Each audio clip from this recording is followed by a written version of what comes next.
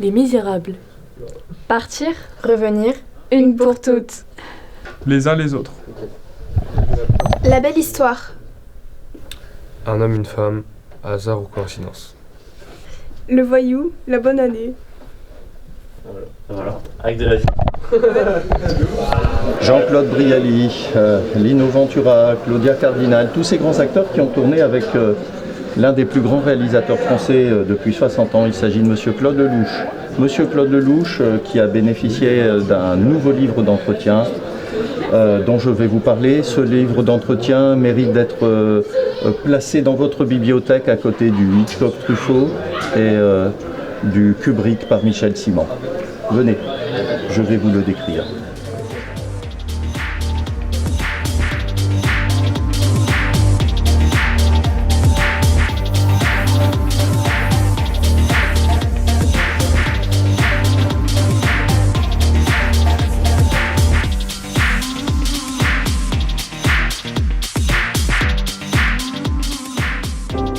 Action.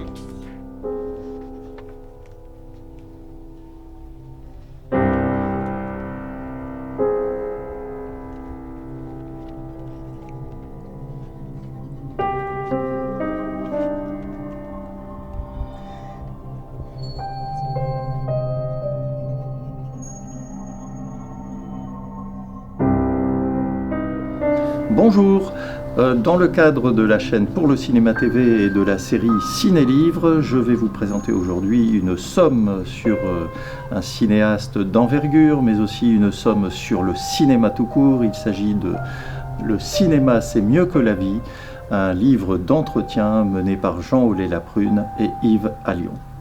Alors, Claude Lelouch, comment résumer à la fois le contenu de ce livre et aussi la filmographie foisonnante de ce cinéaste qui a consacré déjà au moins 6 décennies à réaliser des longs métrages, des documentaires, notamment sur le Tour de France ou les Jeux Olympiques de Grenoble de 1968, 51 films à son actif et notamment le fameux Un homme et une femme, mais ceci n'est que la surface émergée de l'iceberg et du continent lelouchien.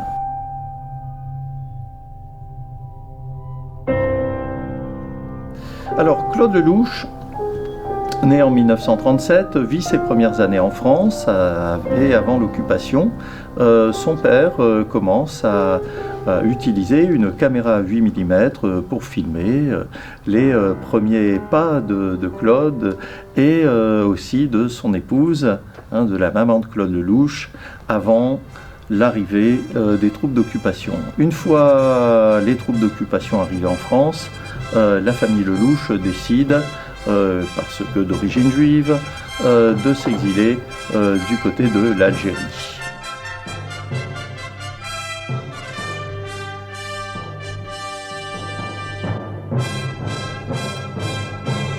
Âgé d'à peine 20 ans, donc, Claude Lelouch devient reporter pour la RTF et aussi, sur les conseils de son père, va faire une tournée en quelque sorte pour réaliser des documentaires aux USA, où il ramènera 2 documentaires qui seront projetés, mais pas de manière très classique. Le livre vous l'apprendra à la radio-télévision française, à la télévision française de l'époque. Il va décider, outre son voyage aux USA, de partir vers l'autre bloc, c'est-à-dire du côté de Moscou. Et c'est à Moscou qu'il aura une révélation en assistant, alors, par le fruit du hasard, par le biais de certaines rencontres, hasard ou coïncidence, c'est l'un de ses titres de film, et là ici il s'applique déjà très bien par rapport à cet événement, ce qui représente un événement finalement dans son existence, c'est-à-dire le tournage par Mikhaïl Kalasotov de Quand passent les cigognes dans les studios de la Mosfilm. Et là il se rend compte que finalement le premier personnage témoin des actions, le premier aussi personnage peut-être acteur des actions qui nous sont filmés, qui nous sont montrés dans les salles de cinéma, c'est la caméra. Ce sera sa première expérience et il verra aussi comment le cinéaste russe sait très très bien adapter ses conditions de tournage, notamment pour de formidables plans séquences dans Quand passent les cigognes, mais aussi ultérieurement, je pense à son film de 64 qui s'appelle Soy Cuba, dont la scène d'ouverture est une scène d'anthologie au niveau du plan séquence. Alors, de retour en France, Claude Lelouch monte et montre ce film qui rencontre un certain intérêt et comme tout jeune homme de son âge doit effectuer son service militaire et effectuer son service militaire dans le service cinématographique des armées où il va apprendre à gérer la pellicule, où il va apprendre à gérer la logistique, une logistique très importante, le service cinématographique des armées étant un service très généreux parfois au niveau du matériel, à filmer les hélicoptères, à filmer aussi en Algérie, pendant la guerre d'Algérie, qui se déroule de 54 à 62, et puis aussi, dit-il, à filmer parfois des officiers qui ne sont pas des acteurs professionnels et à faire avec les acteurs dont il dispose, et il en retirera aussi cette deuxième expérience, c'est que, outre la caméra, ce qui est important aussi dans un film, ce sont les acteurs. D'accord ? Et c'est pour cela que dans ces 51 films, il accordera une place très très importante aux acteurs, notamment pour les figures libres, dont je reparlerai dans quelques instants. Ensuite, Claude Lelouch, une fois les obligations militaires effectuées, décide de tourner un premier film qui sortira dans des conditions très délicates en 1961. Il s'agit du film intitulé Le propre de l'homme, produit par M. Pierre Braunberger, le producteur de grands films et de grands cinéastes de la Nouvelle Vague, pensons en 1959-60 à Bout de souffle de Godard avec Jean-Paul Belmondo et Gene Seberg. Premier film qui, et Claude Lelouch aura l'honnêteté intellectuelle de le confier et de le reconnaître, sera un échec, un film raté, il n'hésitera pas à le dire, et vous retrouverez ici ce contenu dans cet ouvrage. Et donc, après cette première expérience, une expérience qui sera, et je ne dévoile pas tout, qui sera tragique pour l'un des proches de M. Lelouch, puisque son père va décéder, son père va décéder quelques jours après la première représentation calamiteuse où le film sera sifflé pendant sa durée de projection, malgré en quelque sorte l'appui de M. Langlois pour le jeune cinéaste. Son père décédera quelques jours après, et Claude Lelouch en retirera toujours une certaine forme de culpabilité en faisant le lien entre ce décès et l'échec de son film. Mais il décide ensuite de renouveler de se redresser et de renouveler une tentative cinématographique avec d'autres films, notamment L'amour avec des scies, qui connaîtra un succès, mais un succès d'estime, La vie de château, qui ne connaîtra qu'une semaine de tournage malheureusement, mais ces films, parfois, tels que La fameuse spectacle, ne sortiront pas dans les versions souhaitées ou sortiront de manière très discrète. Le propre de l'homme, d'ailleurs, sera complètement, oublié, et puis, en quelque sorte, les bobines seront rachetées et détruites par Claude Lelouch lui-même. De mémoire. Donc, après plusieurs expériences infructueuses, Claude Lelouch reçoit une proposition d'une société de production de Gérard Cyr, dans laquelle travaille aussi Jean-Yann, Jacques Martin notamment, et il s'agit de Pilote Production. Et Pilote Production produit des films qu'on appelle désormais, qu'on pourrait appeler des clips, mais qui s'appellent à l'époque des scopitones, c'est-à-dire des petits films où les chanteurs des yéyés de l'époque, je pense à Johnny Hallyday, je pense à Sheila, je pense à Sylvie Vartan, je pense à Claude François, sont filmés dans des lieux différents, ce qui apprend à Claude Lelouch aussi les conditions de tournage. Je pense à Belle Belle Belle qui est tournée dans la neige et avec les conditions climatiques parfois afférentes. Eh bien, il va apprendre à filmer rapidement, à s'adapter à des conditions de tournage telles que ceux d'un clip qu'on appelait les Scopitones de l'époque et qui était diffusé dans les cafés sur des petits écrans. C'était un peu le principe des jukebox pour les disques, les 45 tours, mais là ici pour des films, d'accord. Et donc ces Scopitones, il en tournera 130 dans les années 60.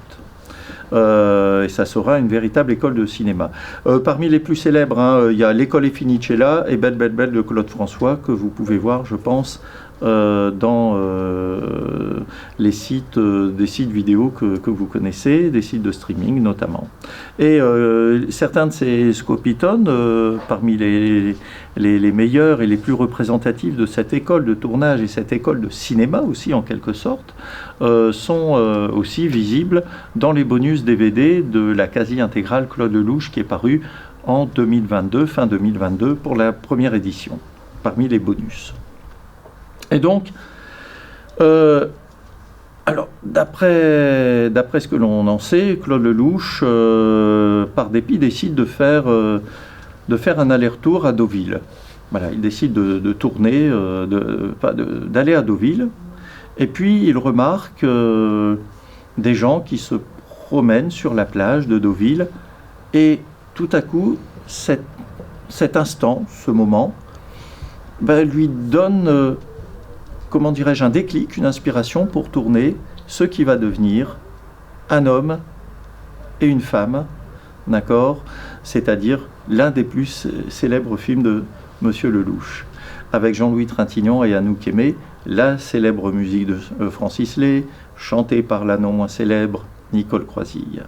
Eh bien, pour sa 5e tentative, eh bien, ce sera un succès phénoménal, Palme d'Or à Cannes, Oscar, notamment du meilleur scénario, respectivement en 1966 et 67.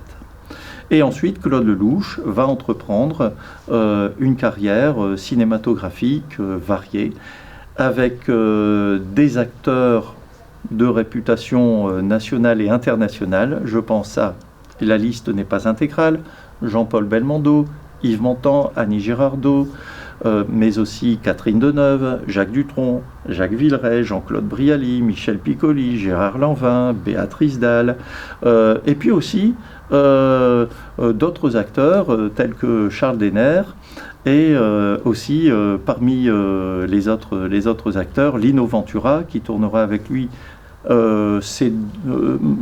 parmi ses meilleurs films, les meilleurs films de la carrière de Monsieur Ventura, La Bonne Année, et aussi et surtout auparavant L'Aventure, c'est l'aventure. Vous avez aussi donc à partir de 66-67 des thèmes qui vont être développés dans la riche filmographie de Claude Lelouch. Alors, c'est aussi l'intérêt de ce livre, qui n'est pas qu'une suite de conversations chronologiques sur chacun des films. C'est aussi, dans ce livre que je vous conseille vivement de vous procurer et de lire, c'est aussi des thèmes que Claude Lelouch va développer au fil du temps. Alors, l'un de ces thèmes, c'est, par exemple, la notion de vie, d'amour, et de mort. D'ailleurs, un des titres, un de ces films s'appellera La vie, l'amour, la mort, d'accord, en 1970.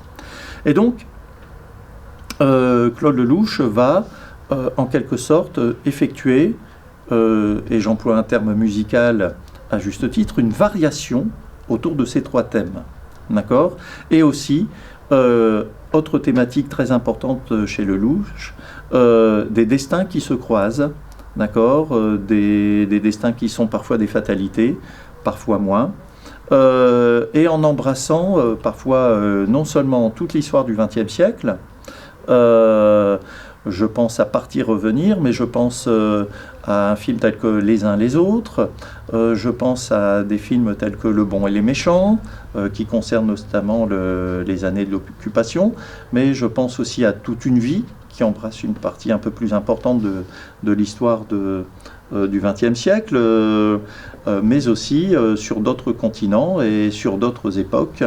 Par exemple, La belle histoire, avec cette notion aussi que Claude Lelouch va développer dans ce film, qui est celle de réincarnation.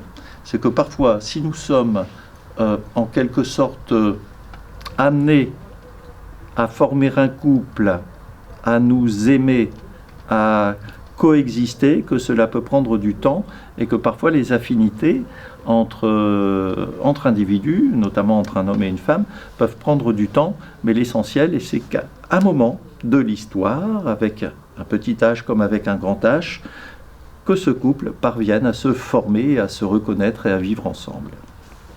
Alors, autre thème également, c'est celui j'en parlais tout à l'heure, de hasard ou de coïncidence. C'est que la vie n'est pas si linéaire qu'il n'y paraît, et que parfois, les rencontres, bonnes ou mauvaises, constituent aussi des étapes et le fil de notre existence. Et il y a aussi chez Claude Lelouch un intérêt sur la géographie, la géographie, avec notamment l'intérêt qu'il porte aux USA, et puis par exemple l'USA des westerns, auquel il rend hommage, le western des grands espaces, celui de John Ford, et puis aussi par exemple l'Inde dans 1+1 avec Elsa Zilberstein et Jean Dujardin, un de ses films les plus récents, où la spiritualité hindoue est mise en avant pour expliquer également parfois comment la notion de spiritualité peut nous aider dans l'existence. Et il a raison sur ce point. Et puis aussi, comment dirais-je, Claude Lelouch, c'est aussi l'importance de ce livre, c'est aussi l'intérêt qu'il a toujours porté à la technique, 8 mm, les caméras 8 mm, 16 mm, 35 mm, le cinémascope, le numérique. Il a même tourné un film avec des étudiants de cinéma avec un téléphone, d'accord, récemment. Et donc, on voit tout de suite l'intérêt aussi que porte Lelouch à la technique. Mais son cinéma n'est pas que technique, d'accord ? Son cinéma n'est pas qu'une agglomération de procédés, comme on peut le voir dans d'autres films qui sont certes intéressants sur ce point, mais qui sont un peu déshumanisés et déshumanisants à ce titre. Alors, parmi les autres thèmes qui seront développés dans ce livre, vous avez le thème de la musique. Francis Lay, grand compositeur, va être le compositeur musical très important dans la vie et la carrière de Lelouch. 35 films sur les 51, mais il y aura aussi Michel Legrand, et il y aura aussi des compositeurs que Claude Lelouch va utiliser, tels que Beethoven ou Rachmaninoff. La danse, très intéressant aussi. La danse est très importante dans sa filmographie. Je pense à un ballet qui est effectué sur la musique du Boléro de Ravel et qui dure environ 18 à 19 minutes dans Les uns et les autres. Je pense également à la boxe, autre thème, Claude Lelouch, qui a vu avec son père en 1942 un combat avec le mythique boxeur de l'époque Marcel Cerdan. Et d'ailleurs, il va faire à propos de Marcel Cerdan et d'Édith Piaf l'un peut-être de ses plus beaux films, puisqu'il s'agit d'Édith et Marcel en 1982-83. Et on pourrait parler aussi de la boxe comme métaphore de la vie et de la carrière de Claude Lelouch. C'est-à-dire que face à un insuccès, face à la critique qui l'a complètement parfois étrillé, eh bien, il va toujours se relever. D'accord ? Il va toujours se relever et continuer à lutter pour le cinéma et pour mettre à notre disposition des films, d'accord, qui sont des films, j'allais dire, de sincérité. Ce qui peut caractériser aussi un cinéma Claude Lelouch, c'est la sincérité, c'est la notion de sincérité. d'accord, de sincérité. De sincérité, je dirais même aussi de spontanéité. Je m'explique. Claude Lelouch adore ce que l'on appelle les figures libres. Qu'est-ce qu'une figure libre? Alors, c'est par exemple laisser les acteurs dire leur texte, mais après que ces acteurs aient dit leur texte intégralement, c'est de laisser la caméra tourner encore pour essayer d'avoir quelque chose qui n'aurait pas pu se faire autrement, c'est-à-dire un supplément d'âme, une certaine forme, même si M. Lelouch n'aime pas trop ce terme, d'improvisation. D'accord. Et nous avons ces figures libres dans de nombreuses scènes de ces films. Et là, je vous laisse le soin de parcourir le livre pour y retrouver justement les mentions de ces scènes qui sont appelées des figures libres. Alors, la méthode de travail de Claude Lelouch est très simple. On dit que Claude Lelouch ne travaille pas ses scénarios, ce qui est complètement faux. Le scénario existe, mais il ne confie pas le scénario intégral, il se laisse cette liberté à ses acteurs. D'accord ? Il leur confie une partie du scénario, 2-3 mots, 2-3 lignes parfois, d'accord, avant de tourner, des textes, et puis, ensuite, les acteurs font le reste, et ils le font très bien. Parmi les autres acteurs, nous pouvons citer parfois aussi les muses de Claude Lelouch.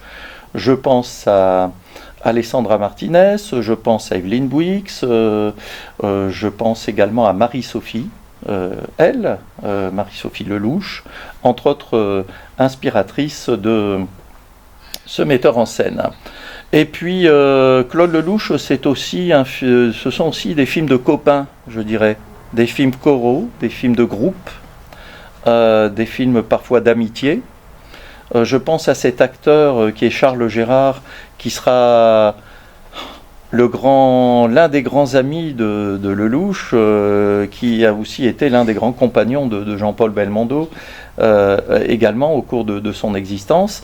Et Charles Gérard qui, lui, développera cette notion de figure libre dans les films qu'il interprétera. Je pense notamment à Smix Max Mock, réalisé en 1970. Alors, parmi les autres titres de films que je pourrais citer, ou les autres acteurs que je pourrais citer, mais je ne souhaite pas le faire pour ne pas vous lasser, il y a évidemment, par exemple, des films qui me tiennent tout particulièrement à cœur, comme Hommes, Femmes, Mode d'emploi, avec notamment Bernard Tapie, et on ne l'attendait pas là, et c'est peut-être Claude Lelouch qui l'a révélé aussi en tant qu'acteur, et il est vraiment excellent dans le film, face à Fabrice Lucchini. Il y a très très belle scène sur la notion de vie et sur la notion de l'approche de la mort. Quand on apprend qu'on a une maladie, telle qu'un cancer, comment peut-on réagir? D'accord, voilà. Bon. Ensuite, je disais que il y avait aussi l'importance d'autres thèmes chez Claude Lelouch.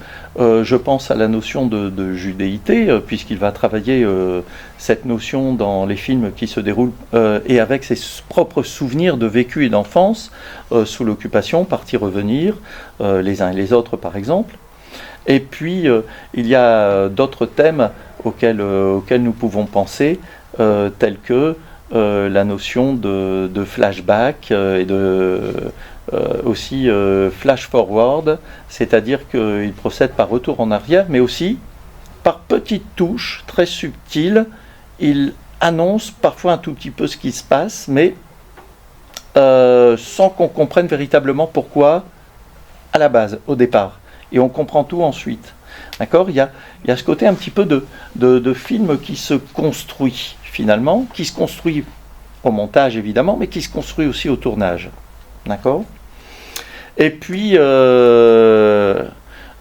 Claude Lelouch, c'est aussi quelqu'un qui travaille beaucoup sur, par exemple, les impondérables, sur les accidents tels que la météo, d'accord ? Ce qui peut donner parfois de très très belles scènes et qui n'étaient pas prévus au départ, telles que la scène de boxe dans Les Misérables avec Jean-Paul Belmondo par exemple et Michel Bougenat et Annie Girardot et d'autres acteurs, et aussi c'est à travers ce genre d'accident, d'impondérable, que Claude Lelouch constitue et effectue ses films.